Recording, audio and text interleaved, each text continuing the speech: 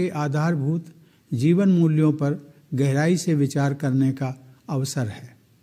संविधान की उद्देशिका में रेखांकित न्याय, स्वतंत्रता, समता और बंधुता के जीवन मूल्य हम सबके लिए पुनीत आदर्श हैं।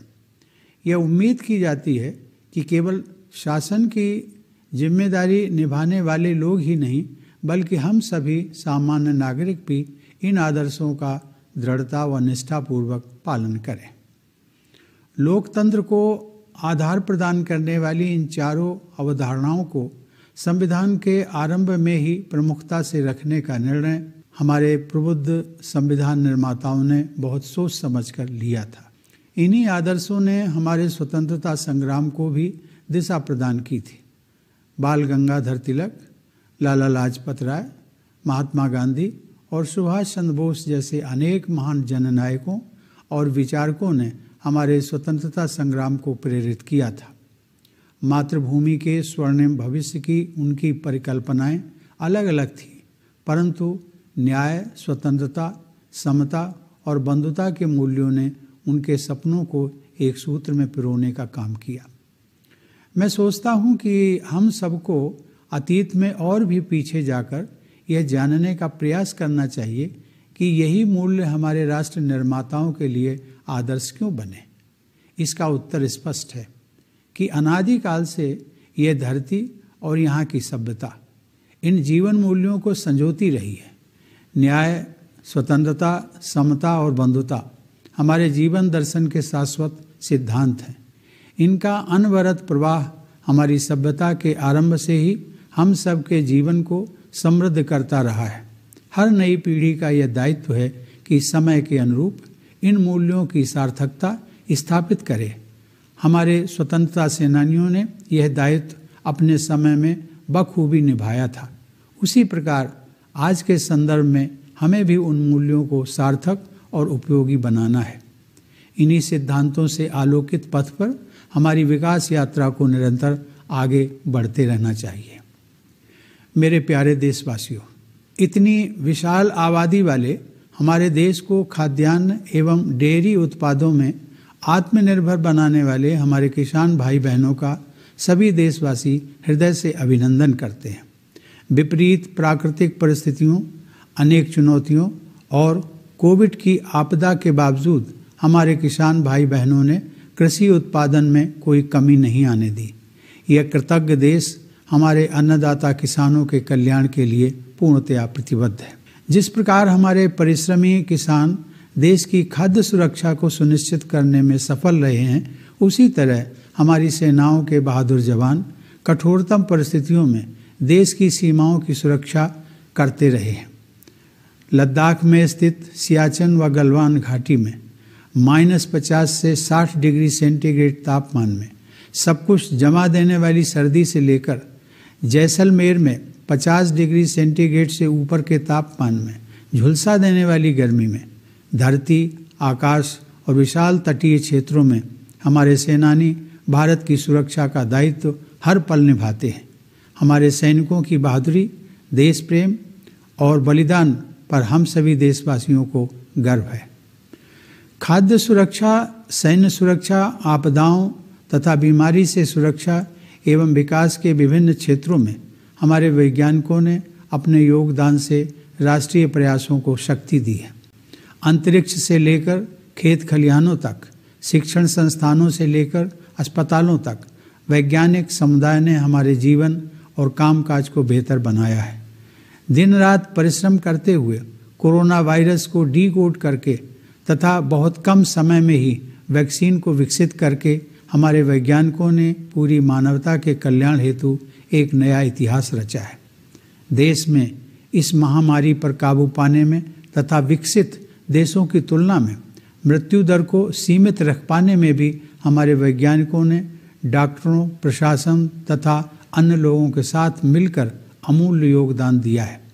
इस प्रकार हमारे सभी किसान, जवान और वैज्ञानिक विशेष बधाई के पात्र हैं और कृतज्ञ राष्ट्र गणतंत्र दिवस के शुभ अवसर पर इन सभी का अभिनंदन करता है। प्यारे देशवासियों, पिछले वर्ष जब पूरी मानवता एक विकराल आपदा का सामना करते हुए ठहर सी गई थी, उस दौरान मैं भारतीय संविधान के मूल तत्वों पर मनन करता रहा। मेरा मानना है कि बंधुता के हमारे संवैधानिक आदर्श के बल पर ही इस संकट का प्रभावी ढंग से सामना करना संभव हो सका है। कोरोना वायरस रूपी शत्रु के सम्मुख देशवासियों ने परिवार की तरह एकजुट होकर अनुकरणीय त्याग, सेवा और बलिदान का परिचय देते हुए एक दूसरे की रक्षा की है। मैं यहाँ उन डॉक्टरों, नर्सों, स्वास्थ्य कर्मियों, स्वास्थ्य सेवाओं से जुड़े प्रशासकों और सफाई कर्मियों का उल्लेख करना चाहता हूँ, जिन्होंने अपनी जान जोखिम में डालकर पीड़ितों की देखभाल की है। बहुतों ने तो अपने प्राण भी गंवा दिए। इनके साथ साथ इस महामारी ने देश के लगभग 1.5 लाख नागरिकों को अपनी चपेट में ले लिया। उन सभी के शोक संतप्त परिवारों के प्रति मैं अपनी संवेदना प्रकट करता हूँ। कोरोना के मोर्चे पर अग्रिम पंक्ति के योद्धाओं के रूप में हमारे साधारण नागरिकों ने असाधारण योगदान दिया है। आने वाली पीढ़ियों के लोग जब इस दौर का इतिहास जानेंगे तो इस आकस्मिक संकट का जिस साहस के साथ आप सब ने सामना किया है, उसके प्रति वे श्रद्धा से नतमस्तक हो जाएंगे। भारत की घनी आबादी, सांस्कृतिक परंपराओं की विविधता तथा प्राकृतिक व भौगोलिक चुनौतियों के कारण कोविड से बचाव के उपाय करना हम सब के लिए कहीं अधिक चुनौती भरा काम था। चुनौतियों के बावजूद इस वायरस के प्रकोप पर काबू पाने में हम काफ़ी हद तक सफल रहे हैं। इस गंभीर आपदा के बावजूद हमने अनेक क्षेत्रों में अपनी गतिविधियों को सफलतापूर्वक आगे बढ़ाया है।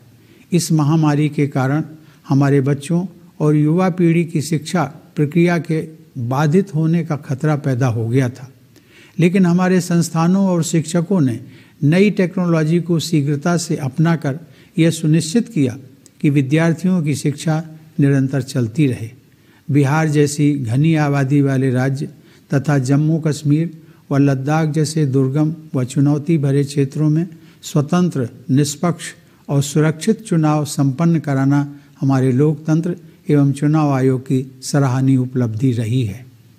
टेक्नोलॉजी की सहायता से न्यायपालिका ने न्याय उपलब्ध कराने की प्रक्रिया जारी रखी।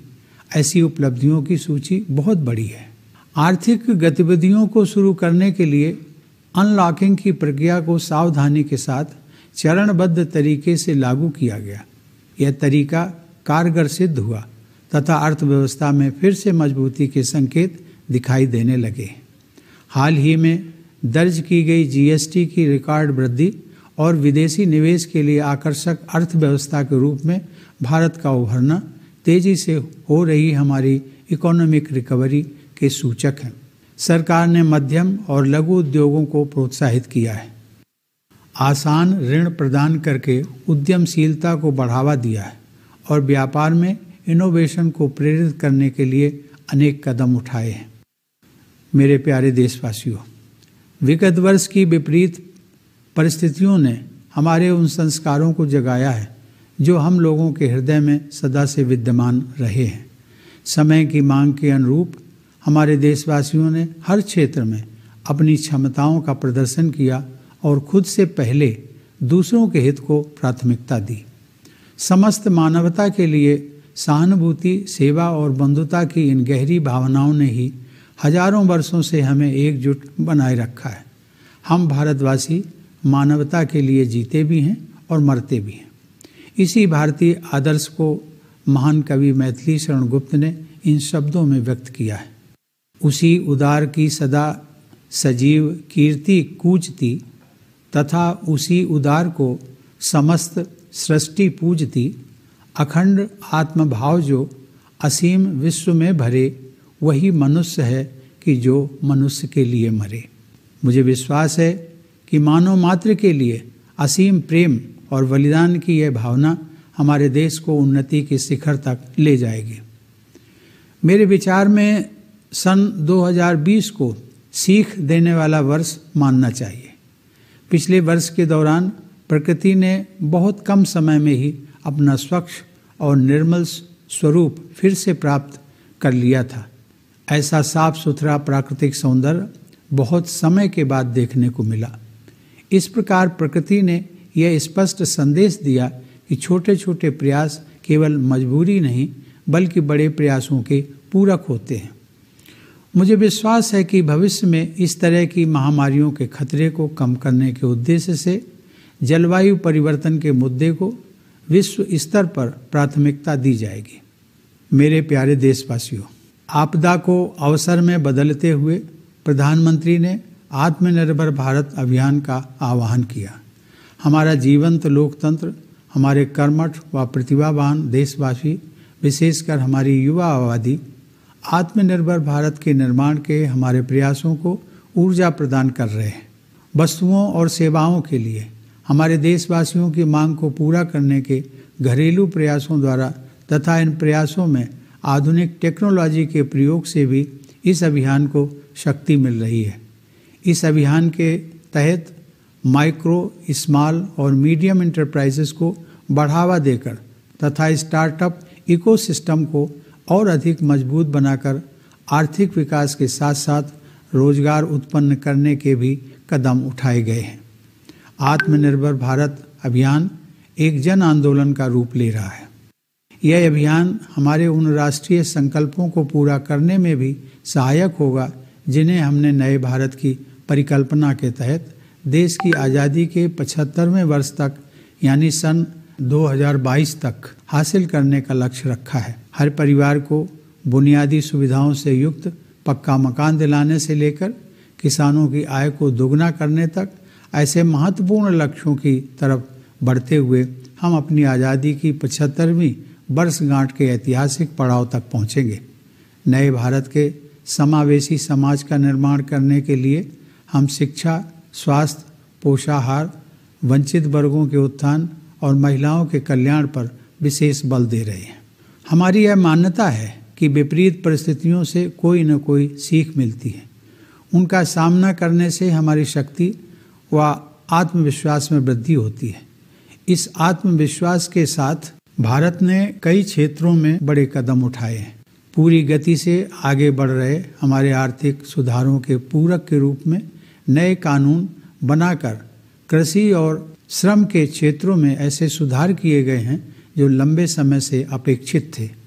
आरंभ में इन सुधारों के विषय में आशंकाएं उत्पन्न हो सकती हैं, परंतु इसमें कोई संदेह नहीं है कि किसानों के हित के लिए सरकार पूरी तरह समर्पित है। सुधारों के संबंध में शिक्षा के क्षेत्र में किए गए व्यापक सुधार उल्लेखनीय है। ये सुधार भी लंबे समय से अपेक्षित थे। ये भी कृषि एवं श्रम सुधारों के समान ही महत्वपूर्ण हैं, लेकिन कहीं अधिक बड़ी संख्या में लोगों के जीवन को सीधे प्रभावित करने वाले हैं। 2020 में घोषित राष्ट्रीय शिक्षा नीति में प्रौद्योगिकी के साथ साथ परंपरा पर भी जोर दिया गया। इसके द्वारा एक ऐसे नए भारत की आधारशिला रखी गई है जो अंतर्राष्ट्रीय मंच पर ज्ञान केंद्र के रूप में उभरने की आकांक्षा रखता है। नई शिक्षा प्रणाली विद्यार्थियों की आंतरिक प्रतिभा को विकसित करेगी और उन्हें जीवन की चुनौतियों का सामना करने में सक्षम बनाएगी। सभी क्षेत्रों में संकल्प और दृढ़ता के साथ आगे बढ़ते जाने के अच्छे परिणाम सामने आ रहे हैं। कोरोना की लगभग 1 वर्ष की अप्रत्याशित अग्नि परीक्षा के बावजूद भारत हताश नहीं हुआ है, बल्कि आत्मविश्वास से भरपूर होकर उभरा है। हमारे देश में आर्थिक मंदी थोड़े समय के लिए ही रही। अब हमारी अर्थव्यवस्था पुनः गतिशील हो गई है। आत्मनिर्भर भारत ने कोरोना वायरस से बचाव के लिए अपनी खुद की वैक्सीन भी बना ली है। अब विशाल पैमाने पर टीकाकरण का जो अभियान चल रहा है वह इतिहास में अपनी तरह का सबसे बड़ा प्रकल्प होगा। इस प्रकल्प को सफल बनाने में प्रशासन एवं स्वास्थ्य सेवाओं से जुड़े लोग पूरी तत्परता से कार्यरत हैं। मैं देशवासियों से आग्रह करता हूं कि आप सब दिशा निर्देशों के अनुरूप अपने स्वास्थ्य के हित में इस वैक्सीन रूपी संजीवनी का लाभ अवश्य उठाएं और इसे जरूर लगवाएं। आपका स्वास्थ्य ही आपकी उन्नति के रास्ते खोलता है।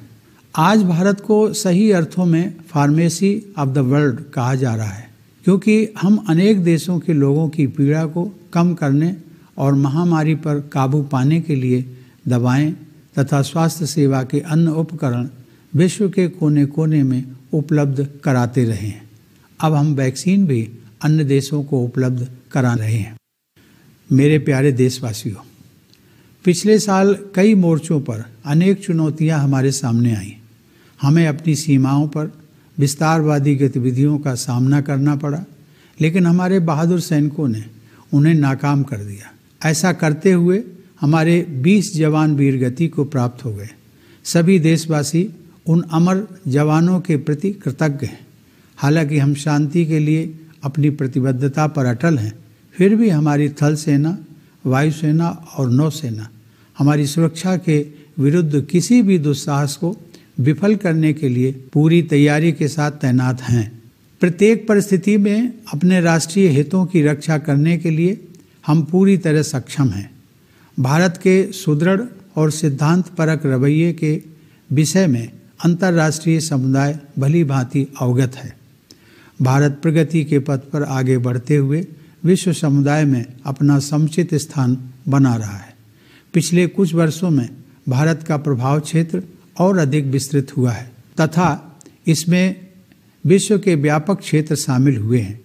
जिस असाधारण समर्थन के साथ इस वर्ष भारत ने अस्थायी सदस्य के रूप में सुरक्षा परिषद में प्रवेश किया है, वह इस बढ़ते प्रभाव का सूचक है।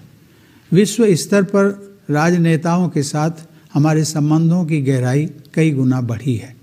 अपने जीवंत लोकतंत्र के बल पर भारत ने एक जिम्मेदार और विश्वसनीय राष्ट्र के रूप में अपनी साख बढ़ाई है। इस संदर्भ में यह हम सबके हित में है कि हम अपने संविधान में निहित आदर्शों को सूत्रवाक्य की तरह सदैव याद रखें। मैंने यह पहले भी कहा है और मैं आज पुनः इस बात को दोहराऊंगा कि राष्ट्रपिता महात्मा गांधी के जीवन और विचारों पर मनन करना हमारी दिनचर्या का हिस्सा होना चाहिए। हमें हर संभव प्रयास करना है कि समाज का एक भी सदस्य दुखी या अभावग्रस्त न रह जाए। समता हमारे गणतंत्र के महान यज्ञ का बीज मंत्र है। सामाजिक समता का आदर्श प्रत्येक व्यक्ति की गरिमा सुनिश्चित करता है, जिसमें हमारे ग्रामवासी, महिलाएं, अनुसूचित जाति व जनजाति सहित अपेक्षाकृत कमजोर वर्गों के लोग, दिव्यांगजन और वयोवृद्ध सभी शामिल हैं। आर्थिक समता का आदर्श सभी के लिए अवसर की समानता और पीछे रह गए लोगों की सहायता सुनिश्चित करने के हमारे संवैधानिक दायित्व को स्पष्ट करता है। सहानुभूति की भावना परोपकार के कार्यों से ही और अधिक मजबूत होती है। आपसी भाईचारे का नैतिक आदर्श ही हमारे पथ प्रदर्शक के रूप में हमारी भावी सामूहिक यात्रा का मार्ग प्रशस्त करेगा। हम सबको संवैधानिक नैतिकता के उस पथ पर निरंतर चलते रहना है जिसका उल्लेख बाबा साहब डॉक्टर भीमराव आम्बेडकर ने 4 नवंबर 1948 को संविधान के प्रारूप को प्रस्तुत करते समय संविधान सभा के अपने भाषण में किया था। उन्होंने स्पष्ट किया था कि संवैधानिक नैतिकता का अर्थ है संविधान में निहित मूल्यों को सर्वोपरि मानना। मेरे प्यारे देशवासियों, हमारे गणतंत्र की स्थापना का उत्सव मनाने के इस अवसर पर मेरा ध्यान विदेशों में बसे अपने भाई बहनों की तरफ भी जा रहा है। प्रवासी भारतीय हमारे देश का गौरव हैं। दूसरे देशों में बसे भारतीयों ने विभिन्न क्षेत्रों में कामयाबी हासिल की है। उनमें से कुछ लोग राजनैतिक नेतृत्व के उच्च स्तर तक पहुँचे हैं और अनेक लोग विज्ञान, कला, शिक्षा, समाज सेवा और व्यापार के क्षेत्रों में बहुमूल्य योगदान कर रहे हैं। आप सभी प्रवासी भारतीय अपनी वर्तमान कर्म भूमि का भी गौरव बढ़ा रहे हैं। आप सबके पूर्वजों की भूमि भारत से मैं आपको गणतंत्र दिवस की हार्दिक शुभकामनाएं देता हूं। हमारे सशस्त्र बलों, अर्धसैनिक बलों और पुलिस के जवान प्रायः अपने परिवारजन से दूर रहते हुए त्यौहार मनाते हैं। उन सभी जवानों को मैं विशेष बधाई देता हूं। मैं एक बार फिर आप सभी देशवासियों को गणतंत्र दिवस की शुभकामनाएं देता हूं। धन्यवाद। जय Hind.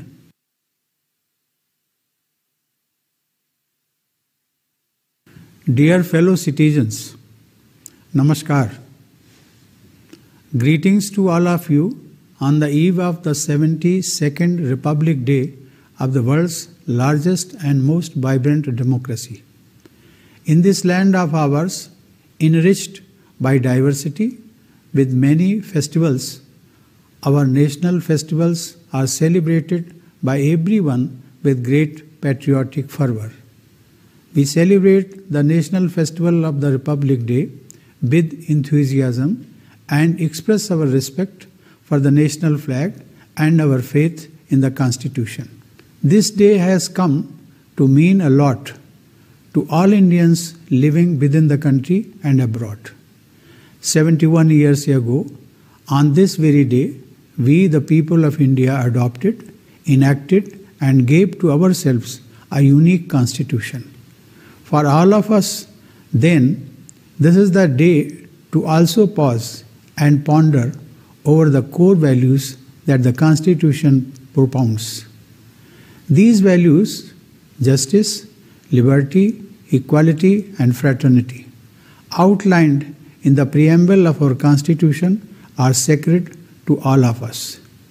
Its abiding adherence is meant not only for those who are mandated to govern, but for the people at large. It is not without reason that the wise men and women who framed the Constitution chose to place these 4 terms at the very beginning of the Constitution to build the foundation on which the edifice of our democracy rests. In fact, these were the values that guided our freedom struggle.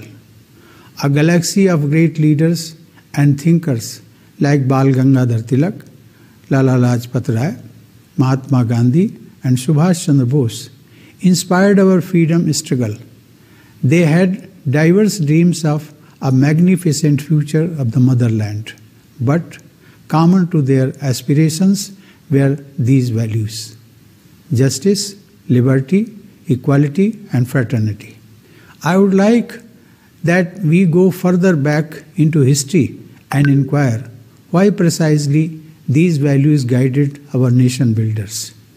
And the answer is obvious. This land and its inhabitants have cherished these ideals from the time immemorial. Justice, liberty, equality, and fraternity are perennial principles of our philosophy of life. They come to us from the dawn of this civilization through an unbroken chain. It is, of course, the task of every generation to seek out the meaning of these values for its times. As the freedom fighters did in their day, so should we in our time. These key principles should light our path to development. Dear fellow citizens, every Indian salutes our farmers who have made our vast and populous country self-reliant in food grains and dairy products. Despite adversities of nature, numerous other challenges, and the COVID-19 pandemic, our farmers sustained the agricultural production. A grateful nation is fully committed to the welfare of our farmers. Just as our hard-working farmers ensure food security for the country, the brave soldiers of the armed forces ensure security of our national boundaries amid severest conditions. From the freezing cold at Siachen and Galwan Valley in Ladakh, with temperatures as low as -50 to 60 degrees Celsius, to the scorching heat in Jaisalmer with temperatures as high as 50 degrees Celsius on land, in the skies, and at the vast coastal areas, our warriors are vigilant every moment. Every citizen feels proud about the bravery, patriotism, and the spirit of sacrifice among our soldiers. By their contribution to food security, national security, protection against disease and disasters, and to different areas of development, Our scientists have strengthened our national endeavors. From space to the farms, from educational institutions to hospitals, the community of scientists has enriched our life and work. Our scientists have been working day and night for decoding the coronavirus, and they have succeeded in developing the vaccine in record time. With this accomplishment, our scientists have added a glorious chapter of contribution to the well-being of humanity. Our scientists, along with doctors, administrators, and people from other walks of life, have made major contribution in containing the virus and keeping the fatality rate lower in our country compared to that in developed countries. Thus, all our farmers, soldiers, and scientists deserve a special appreciation, and a grateful nation greets them on this auspicious occasion of the Republic Day.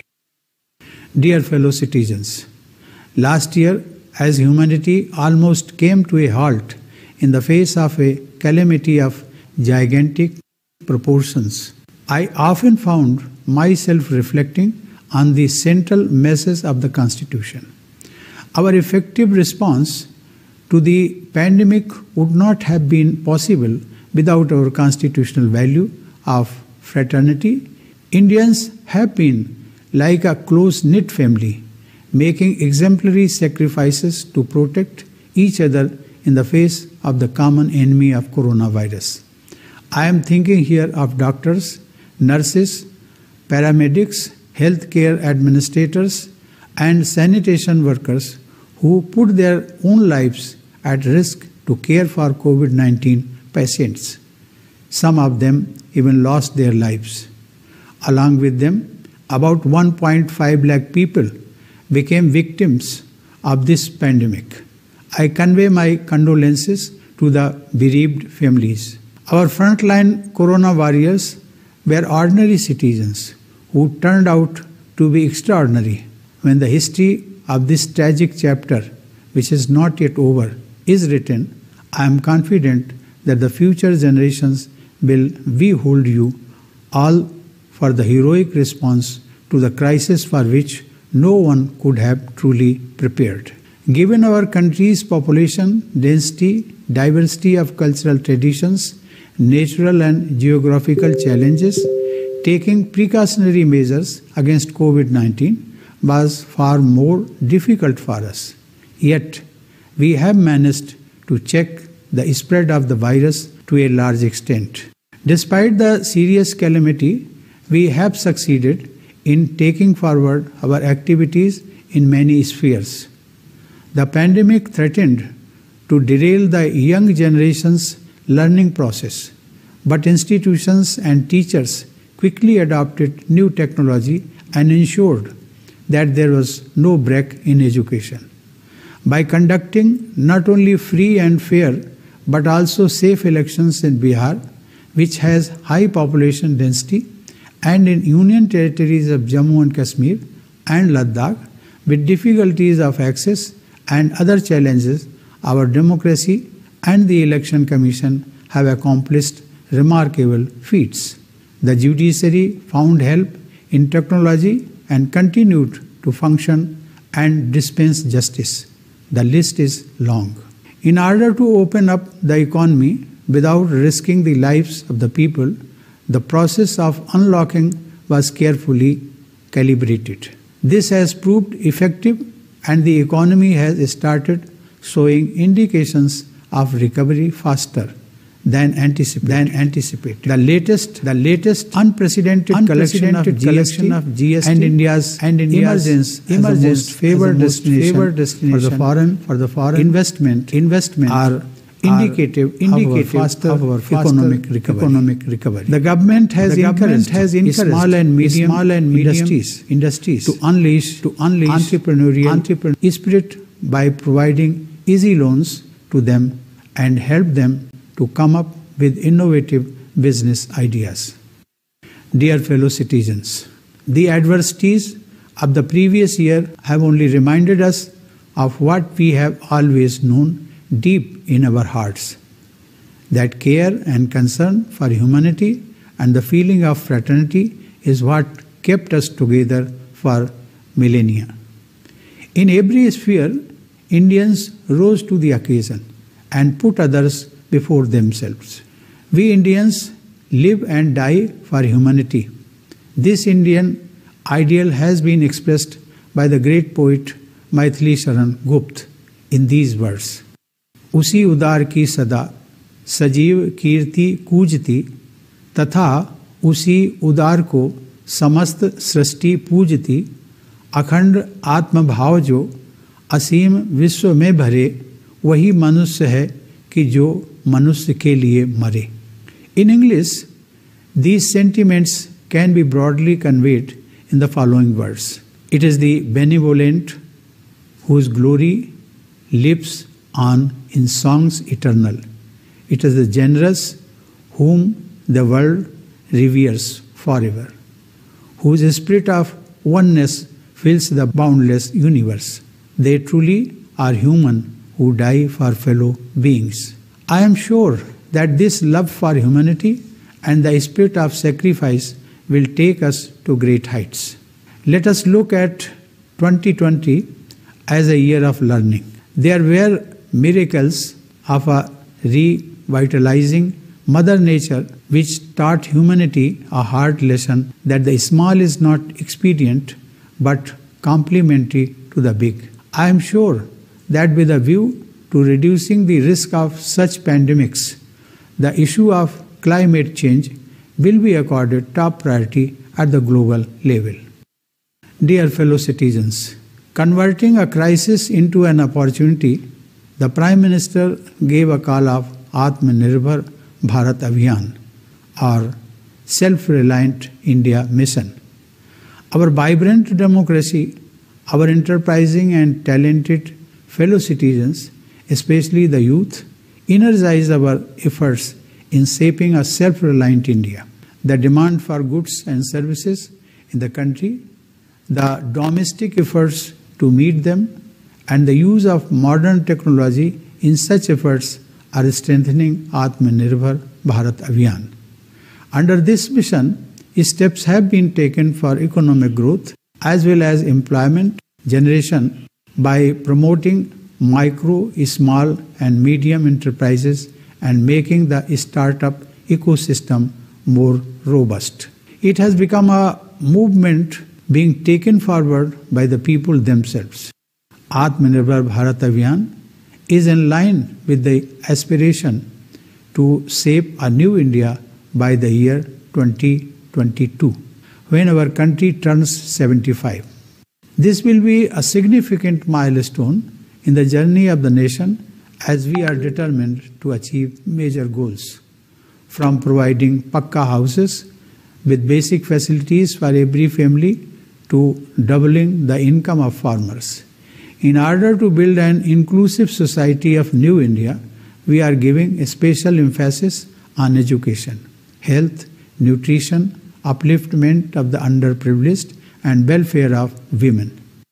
Adversity often plays the role of a great teacher. It makes us stronger and more confident. With that confidence, India has taken great strides in several sectors. Economic reforms have continued apace and have been supplemented by long-pending reforms in the areas of labor and agriculture through legislation. The path to reform at the initial stages may cause misapprehensions. However, it is beyond doubt that the government remains singularly devoted to farmers' welfare. Equally salient but touching more lives directly is the comprehensive reform in education which was long overdue. The National Education Policy 2020, with its stress on tradition as well as technology, will lay the foundation of a new India which aspires to emerge as a knowledge hub on the international stage. This reform promises to incubate innate talent of students and ignite their minds to take up the challenges of life.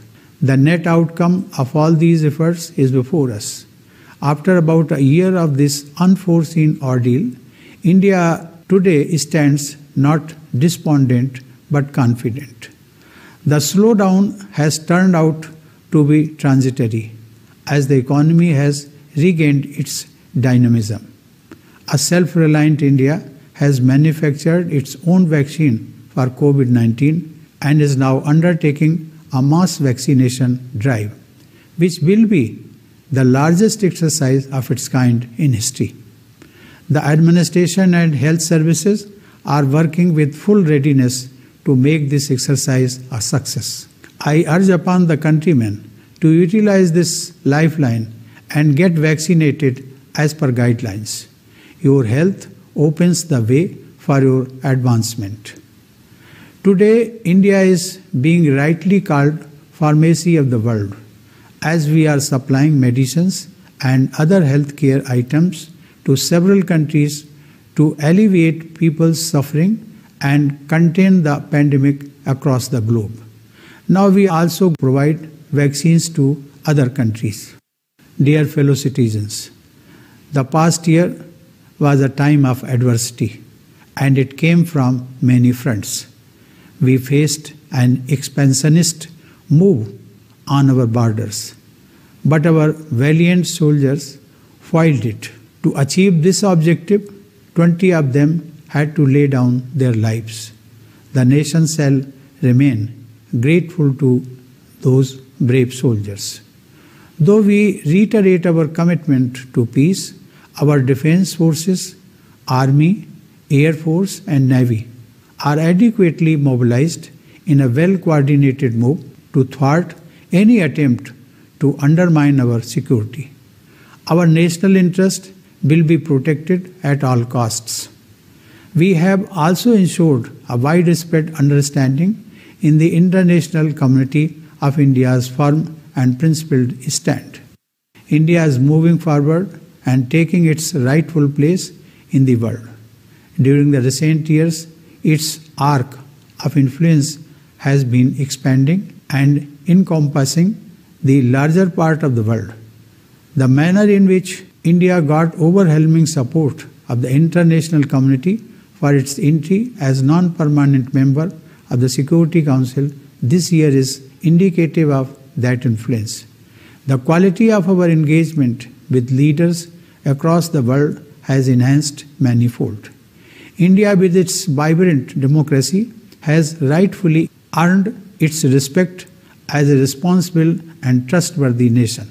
We would do well to keep reminding ourselves of our constitutional mantras.